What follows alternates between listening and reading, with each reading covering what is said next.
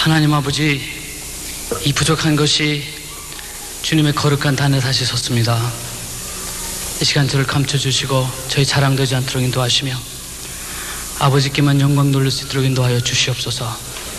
예수님의 이름으로 기도드립니다. 아멘. 우리 성경 말씀 한 구절 같이 보겠습니다. 욥기 23장 8절입니다.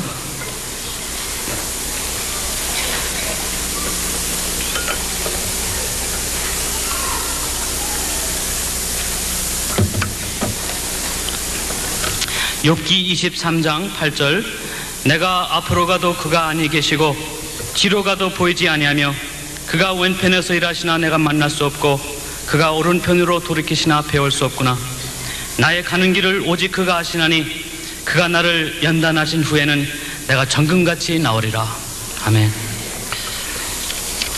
저는 1951년에 기다리던 딸 셋 가지고 아들 기다리던 가정에서 네 번째 아들로 태어났습니다.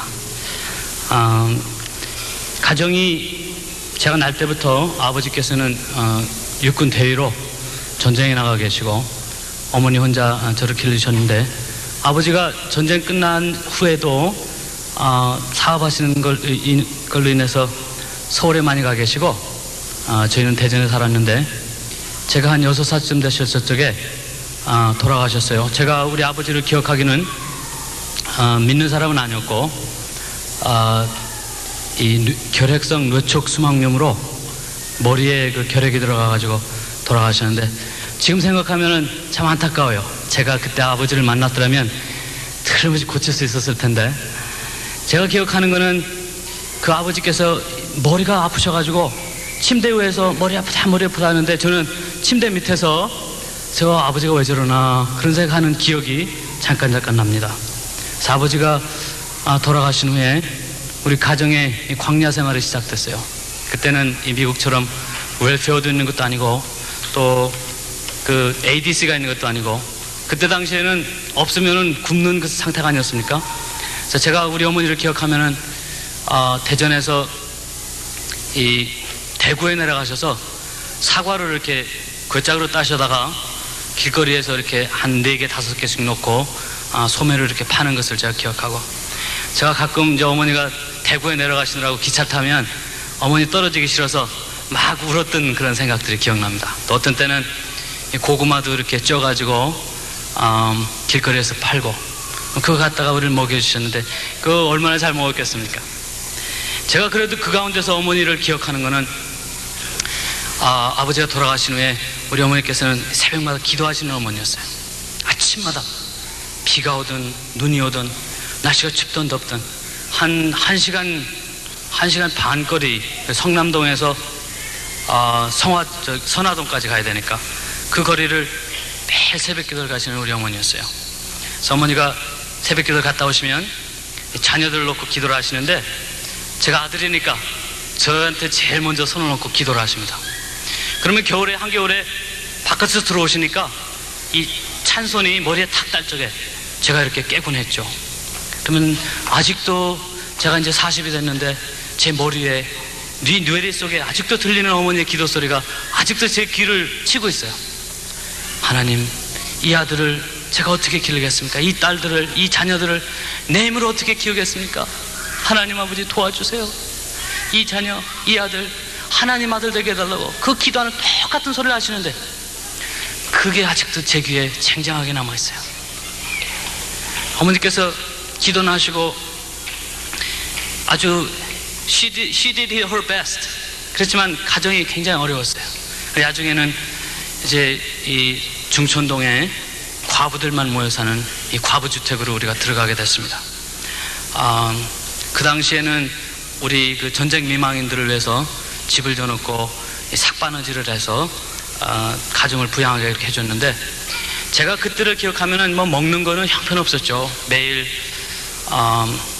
그 쓰레기국에다가 된장 풀어서 보리밥 한 그릇하고 먹는 게 일과였는데, 그때 기억이 몇 가지 남는 것은 그 주위에 있는 동네 아이들이 우리 그 과부주택에 사는 애들을 굉장히 무시했어요. 아버지가 없으니까. 동네 아이들하고 말다툼이 있으면 틀림없이 내가 옳았는데도 저쪽에서 아버지가 와가지고 우리를 때려요. 그러면은 참 억울하고, 특히 마음이 아팠던 것은 애비 없는 후레자식이라는 소리 들을 때, 그때 참 마음이 찢어져도 아팠어요. 더군다나 마음에 아주 안타까웠던 것은 하루 종일 이제 놀고요, 저녁에 해가 어둑어둑 지면은 우리 어머니들은 아직도 삭바느질 하시느라고 돌아오지 않고 열심히 놀다가 보면은 친구들이 같이 놀던 거 팽개치고 집에 들어가는데 갑자기 갈 데가 없을 때, 그래서 지금도 저녁이 어둑어둑해지면 갑자기 옛날 그 생각이 나면서 마음이 두려워질 때가 있어요. 내 어디 가야 되지? 어디 가야 되지? 그때 그런 마음이 있었지만 그것이 지금 저한테는 얼마나 신앙적으로 도움이 되는지 몰라요. 그때 무슨 놀이를 합니까? 딱지치기 하죠. 딱지를 접어가고 종이를 접어가지고 여러 개 해서 모으기도 하고, 또 땅 따먹기 한다고 손을 있는 대로 뻗쳐가지고 땅 따먹기 하지 않습니까? 구슬치기 하느라고 하나라도 더 벌려고 구슬치기를 하는데, 그렇게 많이 열심히 했던 것도 저녁에 어둑어둑해지고 집으로 돌아오라 할 때 갈 데가 없으니까 갖고 있던 거 다 소용없더라고요. 지금은 그때 그 심정이 아직도 제 마음을 푸시할 때가 있어요.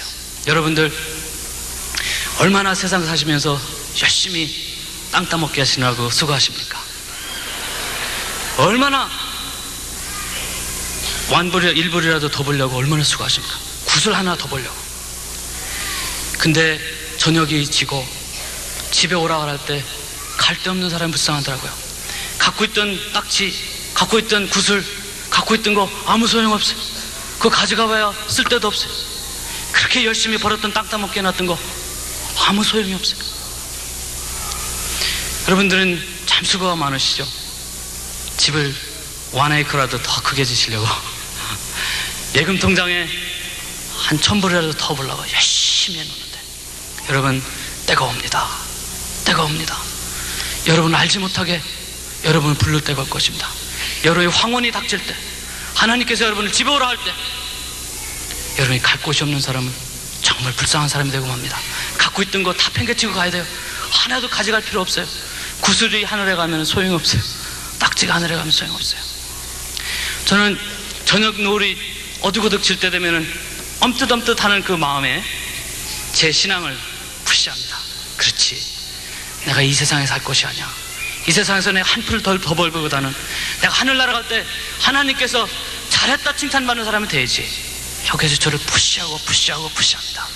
여러분 혹시나 여기에 그런 분 안 계시겠지만, 제 세상 사느라고 정신을 뺏기신 분들, 땅 따먹기 하느라고 정신을 뺏기신 분들, 구슬치기 하느라고 정신을 뺏기신 분들, 여러분 그때가 옵니다. 그때가 옵니다. 하나님께서 오라 하실 때가 옵니다. 그때 아버지 내가 여기 있습니다, 잘했다 착한 종아, 그걸 우리의 생애 목표로 두고 푸시하고 나가셔야 됩니다. 그렇지 않겠습니까? 제가 우리 가정이, 어머니께서는 굉장히 엄하게 다른 것에서는 굉장히 인자하시고 아주 사랑스러우신데 가정 예배 볼 때면 굉장히 엄하세요. 제가 기억하기에는 예배를 둘러보면은 옷도 제일 좋은 거 딱 입고 꼭 책상 자리에 앉고 앉아서 예배를 드려야 됐어요. 조금이라도 자세가 흐트러지면 막 때리셨어요. 내가 너희들에게 줄 것이 뭐가 있냐? 내가 너에게 돈을 주게 했느냐? 내가 너에게 세상 것을 약속할 수가 없지만 너에게 줄 것은, 너희들에게 줄 것은 예수 그리스도의 이름밖에 없다. 아주 정성으로 우리에게 예배를 보게 해줬어요. 제가 고등학교 2학년이 됐을 때 1967년입니다. 그때 우리 어머니께서 그때는 선교사님 댁에서 쿡으로 일하고 계셨는데, 쿡이라고 그러지만 가서 빨래도 해주시고 밥도 해주시고 집안 청소도 하시고, 좋은 말로 하면은 쿡이고 나쁜 말로 하면은 식모하셨어요. 식모하셨는데 우리 둘째 누님이 도벽이 있어가지고, 아버지가 없이 자라서 그런지 도벽이 있어가지고 한 겨울이 돼가는데 11월 달인데 그 선교사님 댁에서 쫓겨나게 됐어요. 이제 갈 데가 없는데 한 겨울인데 뭐 돈이 있습니까? 먹을 것도 없이 쫓겨나게 됐어요. 조그만 집에 사글세로 들어갔는데, 그 집에 그때 어릴 때지만 기억해 보면은 이 대청 마루를 빌렸어요. 겨울이 다가오는데 보니까 땅바닥이 보여요. 바람이 살살 지나가면 바람이 다 올라와요. 지붕이 이렇게 내려앉아가지고 그 지붕을 받치느라고 기둥을 세워놨는데 그 기둥이 또 대청마루를 밀어가지고 대청도 가라앉고 지붕도 가라앉고 거리에서 밤을 이제 한겨울을 나야 돼요. 어머니 일하시는 것도 없고 이제 당장에 먹을 것도 없는데 이제는 죽었구나. 우리 가정이 그때는 이제 오늘 하루 지나다가 내일 아침에 못 일어나면은 얼어 죽는 걸로 됐어요. 내일 아침에 먹을 것도 없고. 그래서 그날 하루는 정말 마음의 절망 속에서 이제는 죽어야 되겠다. 하나님, 내가 주일학교는 열심히 나왔으니까 하나님, 우리 죽으면 천당 가게 해주세요. 천당 가서 예수님 만나보는 거 I don't care. 예수님 만나면 그것도 상관없고, 천당 가면은 따뜻하겠죠. 천당 가면은 배고프지 않겠죠. 천당 가면은 춥지 않겠죠.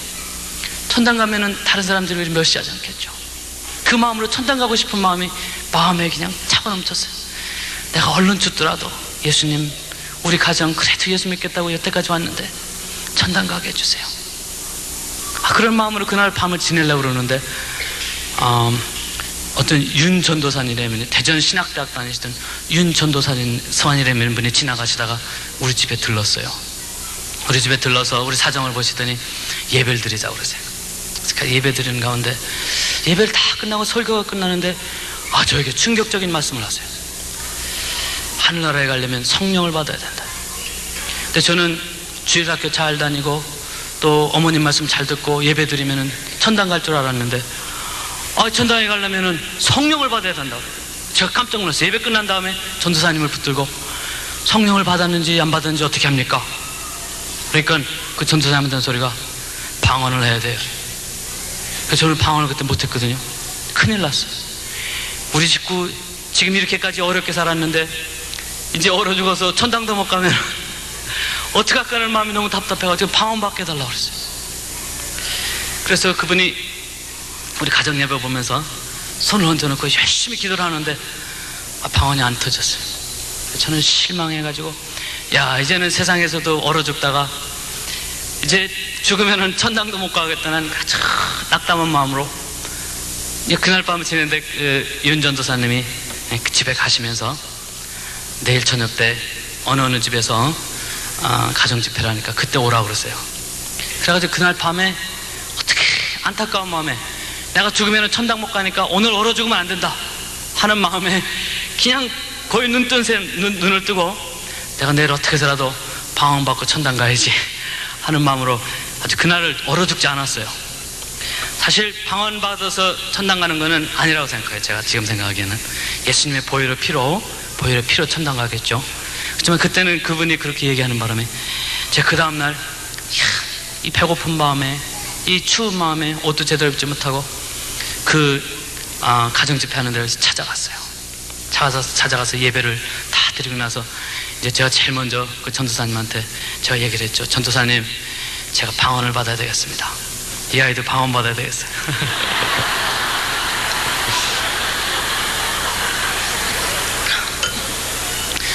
방언을 받아야 되겠습니다. 그랬더니 이 사람이 왜 방언을 받아야 되냐 그래서 다시 컨펌하고 내가 예수 믿었지만 천당 가기 위해서 방언을 받아야 되겠습니다.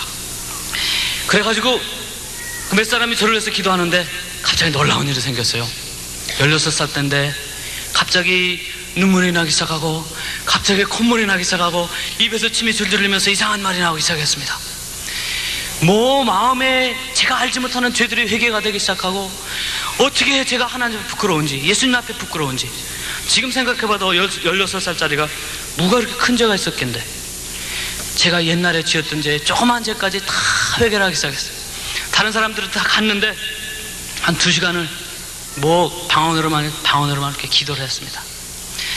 한 2시간을 기도하고 나니까 마음에 새로운 기쁨이 나오기 시작하는데 제가 느끼지 못했던 새 기쁨을 느꼈어요. 그 집을 다음날 아침에 걸어 나오는데 나무들이 저하고 얘기를 하는 것 같아. 나무들이 저한테 하이하는 것 같아. 하이가 아니죠. 그때는 한국이니까 나무들이 저한테 안녕하는 것 같아. 또 지나가는 개들이 멍멍 짖는 것도 잘 있었냐고 저한테 인사를 하는 것 같아요.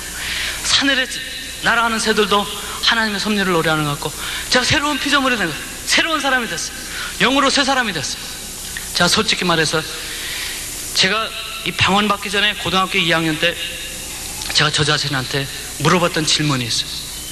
지금 이북에서 공산당이 내려와서 내 목에다가 칼을 대고 너 예수 믿는다고 그러면 죽일 거야. 그러면은 내가 어떻게 대답할 수 있을까? 사실은 자신이 없었어요. 근데 제가 방언 체험하고 성령 체험하고 그때 그 언덕길을 내려올 때 그 질문이 다시 물어지더라요. 내가 공산당이 내려와서 내 목에 칼을 대고 내가 예수를 믿는다 하면 죽이겠다 할 때 정말 순교할 수 있을 각오가 있을까? 그때 제 마음에 깊은 곳에서 나온 예스가 아니죠. 맞았습니다. 내가 예수님을 위해서 죽을 수 있습니다. 그렇게 달라지더라고요. 방언 체험이 저는 지금 40이 되고 뭐 감리교회도 다니고 다른 여러 사람들의 생각과 신학을 제가 배웠지만 제 인생에서 가장 멋지게 내 인생을 턴어라운드한 것이 뭐냐? 1967년 12월 제가 성령 체험하고 방언할 때입니다. 그때 이후로 제한테 큰 변화가 왔던 것은 기도를 할 수가 있었어요. 사실 방언하는 체험 없이 그 철야기도 하는 사람 못 봤어요. 사실 하는 사람도 있긴 있지만 어렵게 해요. 밤새 기도를 해도 할 말이 있어요. 하나 할 말이 있어요. 밤새. 우리 여기 대전에서 오신 분 하겠지만 그때 성남교회 다니면서 그 추운데 맨날 밤을 철야기도를 했는지 몰라요. 어차피 내가 집에서 얼어 죽느니 교회 가서 기도하다가 얼어 죽으면은 맨날 밤을 하나님 옆에 엎드려 기도했는지 몰라요. 한 달, 두 달을 제가 철야기도를 했는데 기왕이 얼어 죽을 거 하늘날 교회 가서 얼어 죽었죠. 한국에서는 새벽 기도를 몇 시에 합니까? 겨울에는 4시 반에 하고 여름에는 4시에 합니다. 하루도 안 빠지고 이제 새벽 기도 엄마 따라서 나갔어요. 새벽에 가면은 목사님도 이제 기도 끝나고 가시고 전도사님도 가시고 장로님들도 가시는데 저는 이렇게 기도할 말이 많아요. 왜요? 그렇게 할 말이 지금도 생각하면 무슨 기도를 했는지 모르는데 기도할 말이 많아서 아침에 늦게까지 새벽 기도하고 기도 열심히 하고 그렇게 거기서는 제가 한 2달을 지냈어요. 2달을 지냈는데 기쁨 가운데 지냈는데 제가 성경 말씀이 달라지기 시작하는데요. 이 말씀이 그냥 글씨가 아니라 성경 말씀을 보면요 이 글씨하고 제 눈하고 줄이 맺어진 것 같아요. 그래가지고 성경 말씀을 읽기 시작하면요 이 말씀이 쭉쭉쭉쭉 눈을 해서 내 머리를 빨려 들어가기 시작해요. 어떻게 달고 오면 한 번 앉으면은 뭐 욥기를 뜬다든지 시편을 뜬다든지 그렇게 말씀이 달아가지고요 이제 하나님이 다른 사람 말고 저만 사랑하는 것 같아요. 하나님의 비밀을 저한테 다 말씀 주시는 것 같아요. 그렇게 2달을 지냈어요. 2달을 지냈는데 하루는 새벽 기도가 끝났는데 어머니가 어떤 할아버지를 모시고 오세요. 이 할아버지는 어떤 할아버지였냐면은 대전역에 그 지금 메인 터미널이 있고 대전역에서 서쪽으로 한 2블럭쯤 가면은 옛날 일제시대에 그 헌병초소가 있어요. 지금은 없을 거예요 아마. 헌병초소가 있는데 거기에 어떤 할아버지가 지푸라기를 깔아놓고 겨울을 나고 있었습니다. 어머니가 새벽 기도 끝나고 지나가면은 그 할아버지를 보시면서 마음이 안타까워하시는 마음이 있으면서도 아무 소리 못하고 지나가시는데 옛날 할아버지였냐면은 대전역에 그 지금 메인 터미널이 있고 대전역에서 서쪽으로 한 2블럭쯤 가면은 옛날 일제시대에 그 헌병초소가 있어요. 지금은 없을 거예요 아마. 헌병초소가 있는데 거기에 어떤 할아버지가 지푸라기를 깔아놓고 겨울을 나고 있었습니다. 어머니가 새벽 기도 끝나고 지나가면은 그 할아버지를 보시면서 마음이 안타까워하시는 마음이 있으면서도 아무 소리 못하고 지나가시는데 그날은 제가 일찍 왔는데 어머니께서 그 할아버지를 끌고 오셨는데 이분이 누님 오셨기 때문에 지팡이를 짚고 지팡이를 어머니께서 앞으로 이렇게 끌고 가면은 그 할아버지가 뒤에서 저벙저벙 이렇게 따라서 아침에 우리 집으로 왔습니다. 저는 마음에 그 할아버지를 볼 때 기쁜 마음보다 제가 마음에 어머니에 대해서 이렇게 원망하는 마음이 들렸어요. 저 할아버지를 우리 처지에 우리 집에 들어오시면 어떻게 하시려고 할아버지를 데려오셨나? 할아버지 근데 어머니 얼굴이 엄해졌어요. 어머니 얼굴이 엄해지면 이건 벌써 하나님의 일이에요. 어머니 얼굴이 엄해지고 시작하시면 이건 무조건 해야 돼.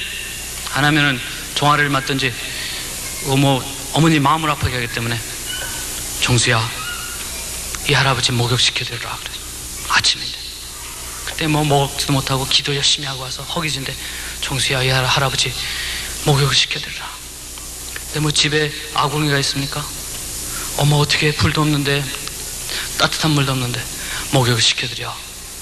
그래서 제가 나가가지고 나무 쪼기를 주워다가 옛날에 대야들이 이렇게 쇠로 되지 않았습니까? 그 대야에다가 물을 데쳐가지고 이 할아버지 옷을 보니까요, 할아버지 옷이 갑옷 같아.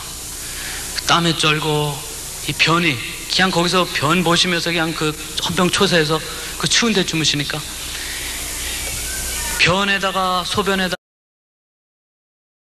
똑같이 돼 있어요. 그걸 도저히 제가 타치를 못하겠어요. 타치한다는 게 아니라 만지질 못하겠어요. 블락증 가면은 옛날 일제시대에 그 헌병초소가 있어요.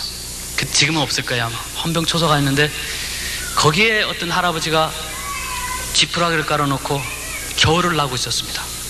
어머니가 새벽기도 끝나고 지나가면은 그 할아버지를 보시면서 마음이 안타까워하시는 마음이 있으면서도 아무 소리 못하고 지나가시는데 그날은 제가 일찍 왔는데 어머니께서 그 할아버지를 끌고 오셨어요.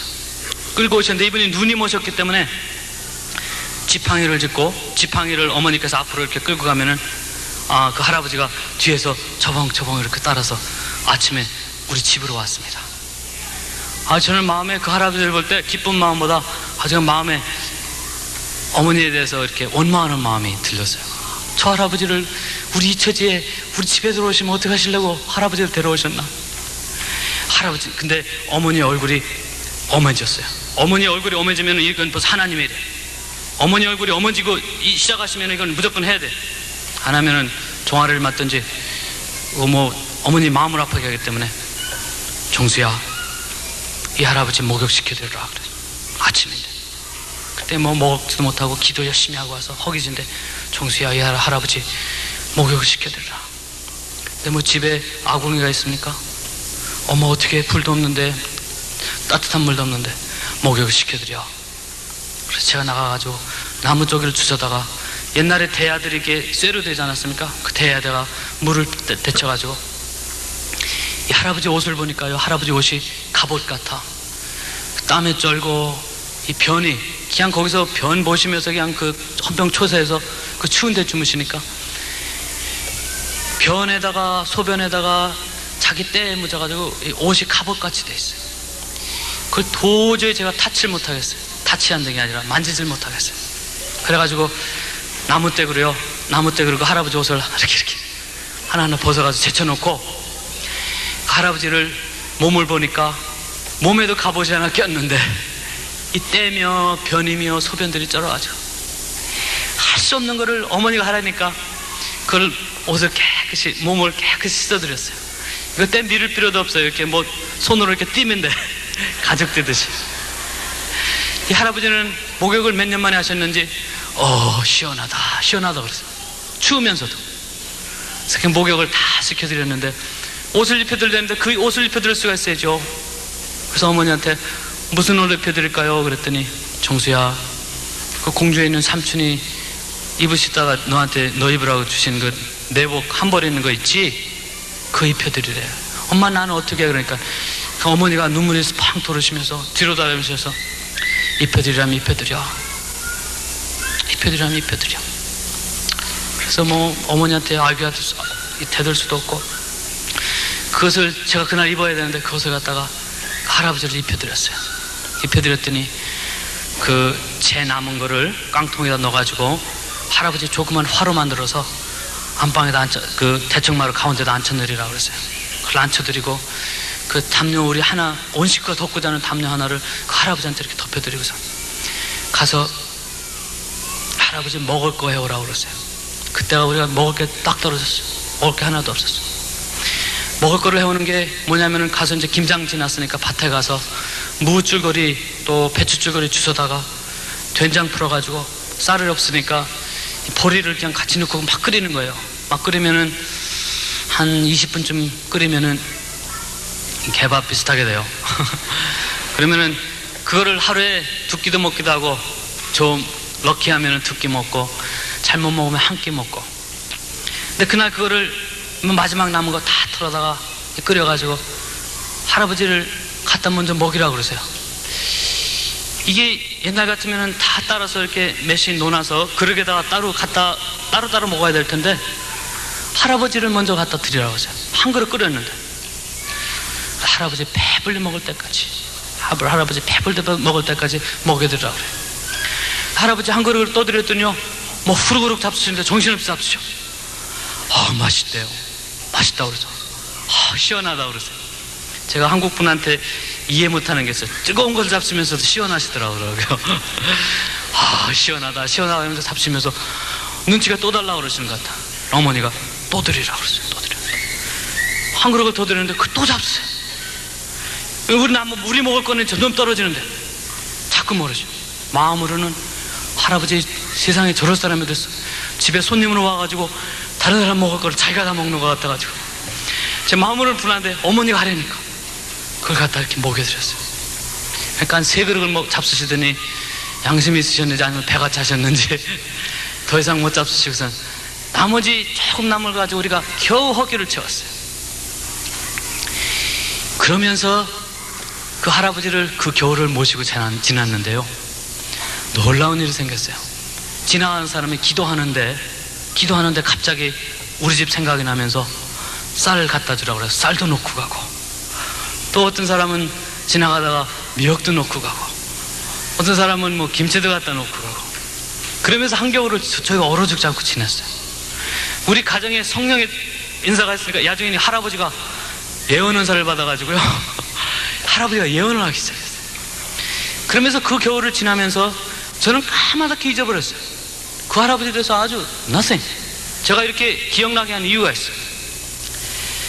까맣게 잊어버렸는데 제가 한 3년 전에 University of Michigan, 아나본 미시간에 거기에 코리안 크리스천 펠로십이라는 그 한국 유학생들이 집회가 있는데, 디트로이트에서 개업하는 의사고 또 교회 열심히 나가니까 자기들한테 와서 간증의 말씀을 해달라고 그러세요.